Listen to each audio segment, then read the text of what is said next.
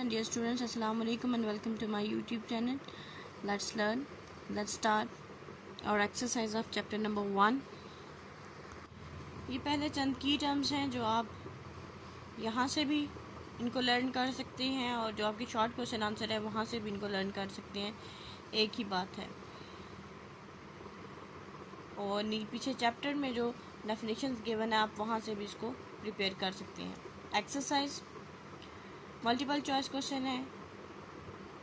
When we press a key on keyboard, the key press is stored in a buffer known as keyboard buffer. ये option correct है।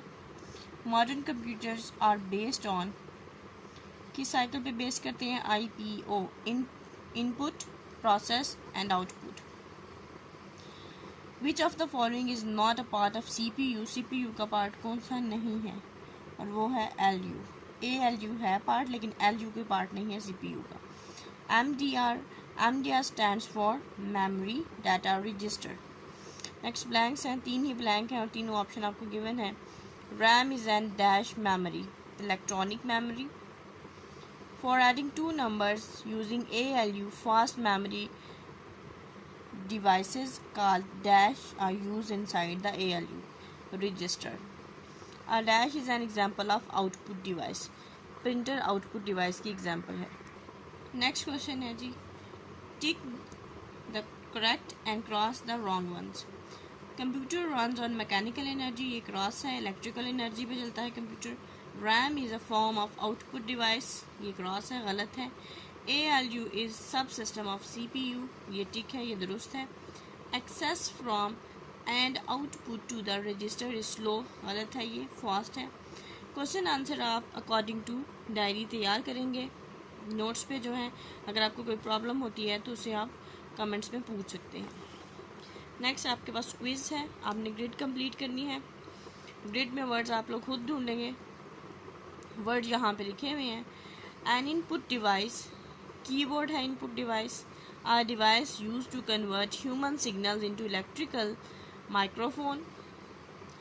Part of a CPU is ALU. An output device is monitor and region of physical memory store is buffer. Grid में आप इनको खुद तलाश करेंगे। Chapter number 3 है हमारा advance topics in MS access. MS access के बारे में हम जानेंगे। लास्ट ईयर क्लास 7th में हमने MS एक्सेस में टेबल बनाने के बारे में सीखा था कि टेबल किस तरह से बनाते हैं और कितने व्यूज़ होते हैं टेबल के।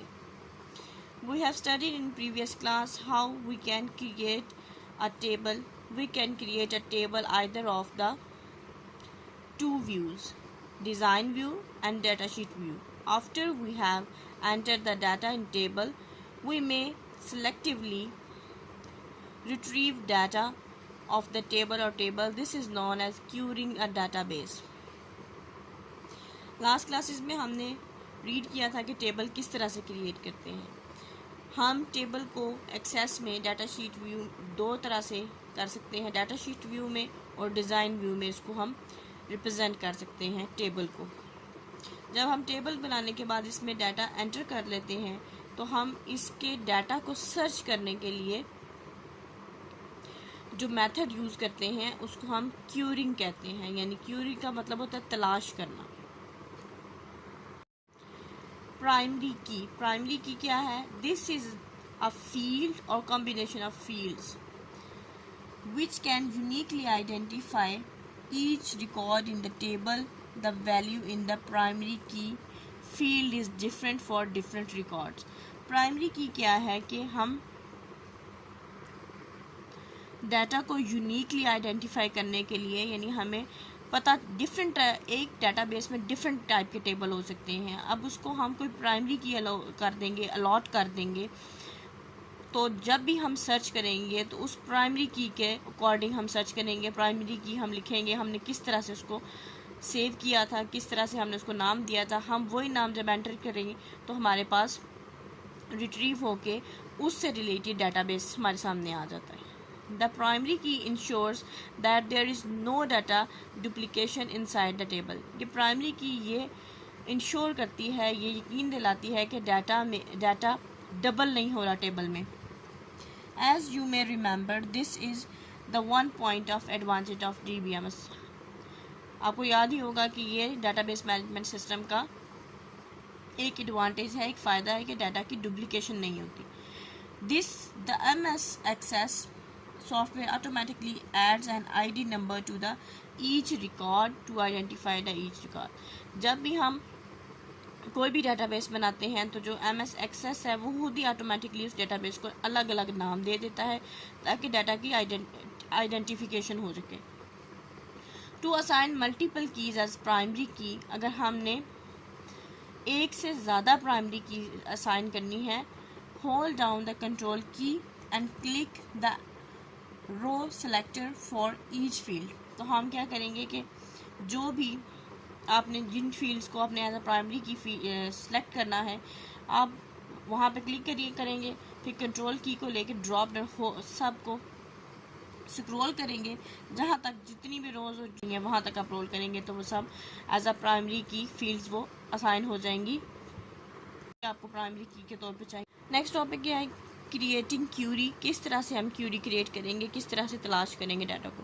There are 2 different methods available in MS Access to create query for the data contain in table और टेबल्स. दीज आर 2 मेथड हैं क्यूरी क्रिएट करने के, क्यूरी विजिट मेथड और क्यूरी डिज़ाइन मेथड. फर्स्ट हम देखेंगे query wizard method. In this method you are guided through the series of dialog boxes to create the query. यानी इसमें आप एक क्लिक करेंगे तो आगे से डायलॉग बॉक्स ओपन होते जाएंगे और फिर आपको गाइड किया जाएगा उसके ज़रिए कि आपने कैसे क्यूरी क्रिएट करनी है, कैसे आपने सर्च करनी है डेटाबेस की. To create a query using query wizard method, इस मेथड को यूज़ करते हुए क्यूरी यूज़ करने के लिए आपको क्या करना है कि ये MS Access का पेज होगा, ये सारी इसकी यहाँ पे टैब्स हैं. यहाँ से आप जब टेबल पे क्लिक करेंगे तो आपके पास ये टेबल टूल में आपके पास यहाँ पे आपने क्लिक करना है. इस ग्रुप पे आप क्रिएट पे क्लिक करेंगे पहले, फिर इसके बाद आपके पास ये चीज़ ओपन हो जाएगी एंड देन आपके पास ये है क्यूरी विजिट. ये क्यूरी विजिट और ये क्यूरी डिज़ाइन, दोनों मेथड साथ साथ हैं. अब फर्स्ट मेथड हम अप्लाई करेंगे क्यूरी विजिट. वो स्टेप गिवन है, आपने क्रिएट टैब क्लिक किया, उसके बाद in queries group click query visit.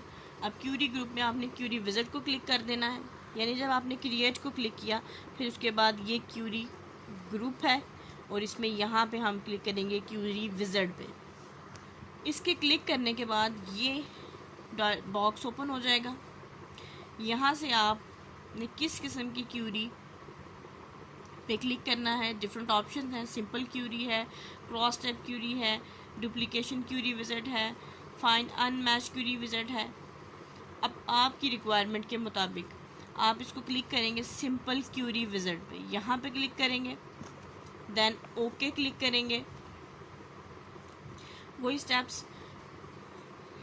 फिर इसके बाद जब आप ओके क्लिक कर चुकेंगे तो आपके पास ये डायलॉग बॉक्स ओपन हो जाएगा.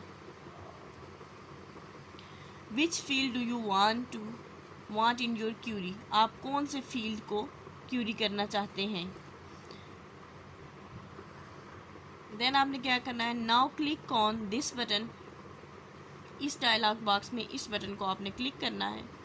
जब आप इसे क्लिक करेंगे द फील्ड्स टू रिट्रीव, जो आपने फील्ड्स रिट्रीव करनी होंगी वो यहाँ पे सामने आ जाएंगी, यहाँ पे सामने आ जाएगी. यहाँ से आपको जो जो रिट्रीव करनी होगी आईडी, ये फील्ड 1, फील्ड 2, फील्ड 3 यहाँ पे है. अब जो आईडी आप सिलेक्ट करेंगे वो आईडी इधर यहाँ पे अवेलेबल आईडीज़ होंगी 1, 2, 3. जो आप यहाँ से सिलेक्ट करेंगे वो आपकी सिलेक्टेड फील्ड में चली जाएगी यहाँ पे. अगर आप सारी ही सिलेक्ट करना चाहते हैं तो आप इस बटन को प्रेस करेंगे तो सारी फील्ड सिलेक्ट हो जाएंगी और फिर ये फील्ड्स जब ओपन होके आपके सामने आ जाएंगी कि इस फील्ड में कौन सा डाटा है, इसमें कौन सा डाटा है, इसमें कौन सा डाटा है. और इसी डायलॉग बॉक्स में ये आपके पास यहाँ से आप टेबल भी सिलेक्ट कर सकते हैं. टेबल 1 है, टेबल 2 है, या जो भी आपने टेबल को नाम दिया हुआ है. पहले टेबल सेलेक्ट करें, फिर यहाँ पे उसकी डिफरेंट जितने भी उसमें फील्ड्स हैं जिनको आपने प्राइमरी की का नाम दिया वो सब यहाँ आ जाएंगे. जो आप सिलेक्ट करेंगे वो सिलेक्टेड फील्ड यहाँ चली जाएंगी. However pressing this selects all the field the parent table. यहाँ ये पेरेंट टेबल, अगर आप ये पेरेंट टेबल है, यहाँ से आप ये क्लिक करेंगे तो सारे फील्ड्स सेलेक्ट हो जाएंगे। अगर ये करेंगे तो जो आपकी चॉइस होगी वो फील्ड इस तरफ सेलेक्टेड ब्लॉक में चला जाएगा। Then we have to deselect some fields one by one. अगर आप सारे आपके से सिलेक्ट हो गए और कुछ करने थे आपने तो आप इसको डिसलेक्ट कर दें। ये रिवर्स वाले साइन हैं, इनको प्रेस करके। अगर एक एक करके आपने डिसलेक्ट करने हैं तो आप वहाँ क्लिक करके इसको प्रेस करिए, वापस इधर चला जाएगा। Then after selecting the field in step 5, अगर आपने जो भी फील्ड सेलेक्ट कर लिए तो आप क्या करेंगे, फील्ड सेलेक्ट हो गए, ये टेबल सारा आपके सामने होगा। यहाँ से टेबल सेलेक्ट कर लिया, यहाँ पे फील्ड्स आ जाएंगे। इस टेबल में जितने भी पहले आपने जो भी डाटाबेस बनाया हुआ है, यानी 1 टेबल है, 2 टेबल है, 3 है, 4 है, जितने भी हैं, यहाँ से टेबल सेलेक्ट करेंगे। फिर इसके बाद इस टेबल में जितने भी फील्ड्स हैं, जितनी भी आपने एज अ प्राइमरी की फील्ड्स का नाम दिया वो सब फील्ड्स यहाँ आ जाएंगे। जब यहाँ आ जाएंगे तो जो फील्ड आपने सेलेक्ट करना होगा उस पर क्लिक करेंगे, वो फील्ड सिलेक्टेड में चला जाएगा। देन आप नेक्स्ट को क्लिक करेंगे। फिर इसके बाद जब आप नेक्स्ट को क्लिक करेंगे तो आपके पास ये डायलॉग बॉक्स ओपन हो जाएगा। यहाँ पे आपने जो भी आपने क्यूरी सेलेक्ट की है, अ सिंपल क्यूरी टाइटल, यहाँ पे जो आपकी क्यूरी का है वो यहाँ पे आप लिख देंगे। लिखने के बाद आप फिनिश को क्लिक करेंगे। जैसे आप फिनिश क्लिक करेंगे तो जो टेबल आपने सेलेक्ट किया था, टेबल 1 में क्यूरी 3 थी, तो आपके पास वो सारी उसका डाटा आ जाएगा कि टेबल 1 की में क्या डाटा एंटर है। जैसे आपने ये क्लिक किया आपके पास ये सारी फील्ड 3 में ये सारा डाटा मौजूद था, ये सारा आपके सामने ओपन होके आ जाएगा। यहाँ से एक टेबल है, टेबल 1 सिंपल क्यूरी हमने की है, ये उसके फील्ड 3 में ये डाटा है। और अगर आप यहाँ से फील्ड 1 और 2 भी सिलेक्ट कर लेते तो यहाँ पे 1 2 3 बारी बारी जो भी इन फील्ड्स में डाटा है वो यहाँ सामने आ जाता। नेक्स्ट मेथड है क्यूरी डिज़ाइन मेथड। सेम वही स्टेप है। अब आप क्रिएट टैब पे क्लिक करने के बाद क्यूरीज ग्रुप में आप क्लिक करेंगे क्यूरी डिज़ाइन पे, यानी जो आइकन आपने पहले क्लिक किया था उससे नेक्स्ट वाला। यानी अब आप क्रिएट पे क्लिक करेंगे। क्रिएट पे क्लिक करने के बाद इस ग्रुप में से इस पे क्लिक करने के बजाय आप यहाँ क्लिक करेंगे क्यूरी डिज़ाइन पे। उसके बाद आपके पास इस किस्म का टेबल इस किस्म का डायलॉग बॉक्स ओपन हो जाएगा। तो जितने टेबल्स आपके डाटाबेस में होंगे वो यहाँ शो हो रहे होंगे, टेबल 1 टेबल 2। अब आप यहाँ से जो भी टेबल आप सेलेक्ट करना चाहते हैं उसे सेलेक्ट कीजिए, फिर ऐड को क्लिक कर देंगे।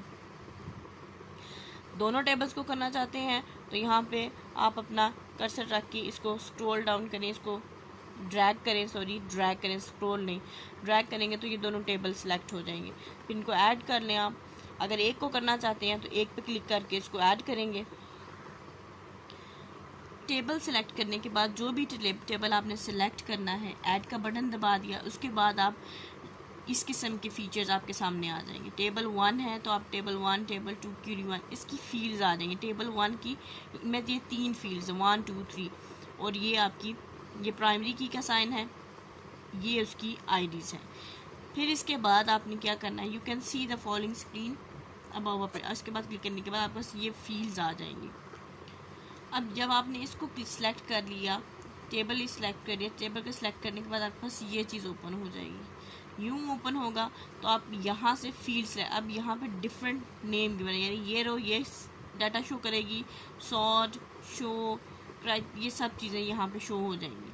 अब यहाँ से आप फील्ड सेलेक्ट करेंगे, फील्ड 1 है, फील्ड 2 या फील्ड। जब आप फील्ड 1 को क्लिक करेंगे तो आपके पास उससे रिलेटेड सारा डाटा यहाँ पे आ जाएगा। जब आप फील्ड 2 को क्लिक करेंगे तो उससे रिलेटेड सारा डाटा आ जाएगा।